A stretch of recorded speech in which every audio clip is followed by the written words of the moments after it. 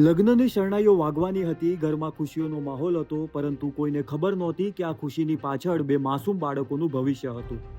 પંચમહાલ જિલ્લાના શહેરા તાલુકાના ધાંધલપુર ગામના ખારોલી ફળિયામાં ગત 4 મેની મધરાત્રે બાળ લગ્ન થવાના હતા. એ જ સમયે પંચમહાલ ચાઇલ્ડ હેલ્પલાઇનને એક ગુપ્ત કોલ મળે છે.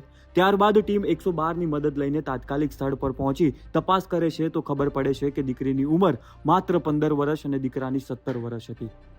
કાયદા મુજબ આ લગ્ન ગુનો બનતો હતો. ત્યારબાદ ટીમ માતા પિતા અને પરિવારજનોને બાળ લગ્નના નુકસાન, સજા અને કાયદાની સમજ આપે છે. પરિવાર સમજે છે અને ત્યારબાદ સમાજના આગેવાનોની હાજરીમાં પરિવારજનોએ લેખિતમાં ખાતરી આપી કે હવે દીકરીના 18 વર્ષ પૂર્ણ થયા પછી જ લગ્ન કરાશે.